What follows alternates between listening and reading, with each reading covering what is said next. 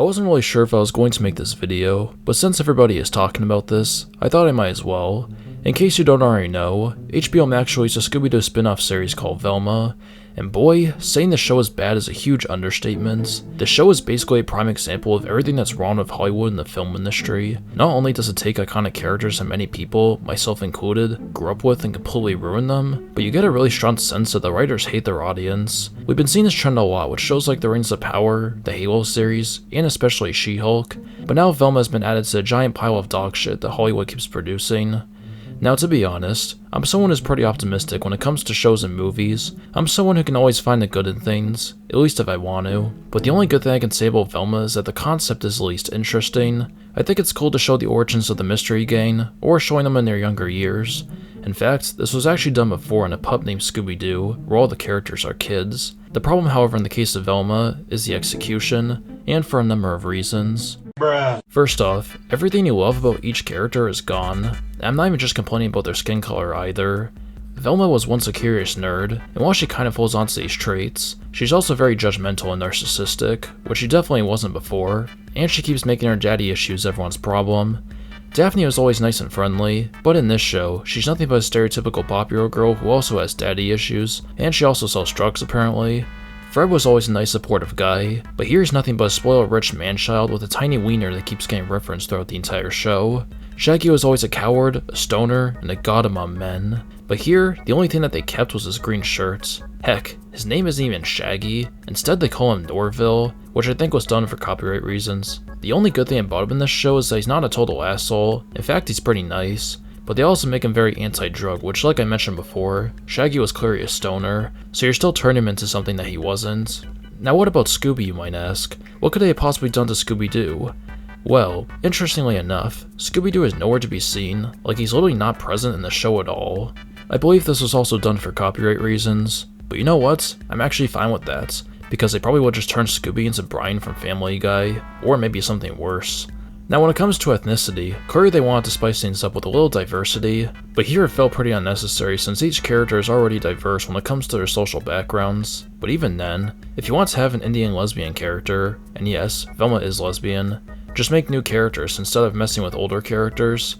Speaking of newer characters, I feel like if the show was its own thing and didn't have anything to do with Scooby Doo, it would still be bad, but it would be way less bad because at the very least, it wouldn't be butchering iconic characters.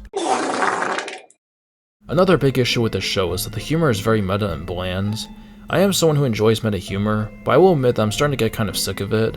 However, even if I wasn't, the meta humor of Velma is not only super generic and biased, but again, it would be way less of a problem if this wasn't a Scooby Doo show.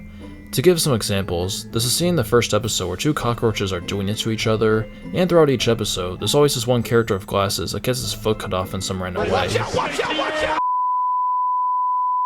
And to top it all off, the show is constantly referencing the fact that it's a TV show, and it's always trying to tell you what you should be thinking or expecting in each moment. If I saw something like this in Family Guy or Rick and Morty, there's a chance I would probably laugh or chuckle, but here it just feels forced and unnecessary. Speaking of forced and unnecessary, there's also a bunch of race jokes and other references that are clearly intended to be politically correct, and it really just makes it clear that the show is trying to push an obvious narrative that has been done so many times now that literally everyone is tired of it. Another thing I should mention is how in one scene, they show Daphne and all of her friends in the shower. Why is that bad, you ask? Well, normally I wouldn't have a problem with this since I'm a human male, but these are high schoolers, and unless I'm mistaken, they're all supposed to be like 15, so when you take that into account, it makes that scene very weird and uncomfortable to watch. This on its own has become an issue of Hollywood. I don't know why, but it seems like they're trying really hard to normalize being attracted to minors, and this became a pretty known issue when Netflix first announced the diabolical piece of garbage we all know today as Cuties, and it's really just messed up why they keep trying to do this stuff. The backlash from Cuties should have been a wake-up call to stop trying to normalize this, but since Hollywood is already as corrupt as it is, it seems like this won't go away unfortunately. Overall, it's hard to recognize who Velma is even made for. This feels like a show that was made by an edgy teenager that probably had no friends in high school and spends countless hours on Twitter. It's really just an absolute mess, and it sucks how so many great franchises keep getting ruined.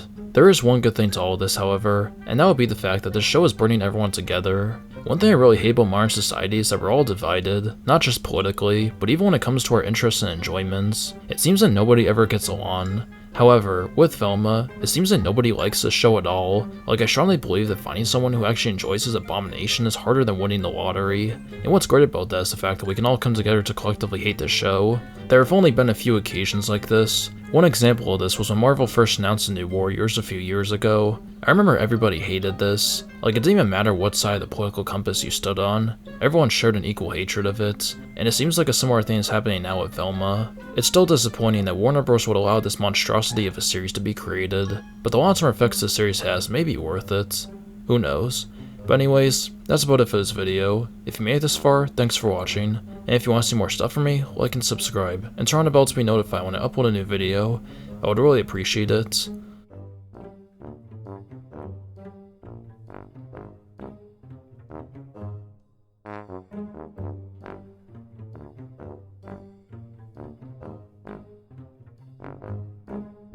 You know what 420 is, right? Yeah, it's code for adults who still watch cartoons.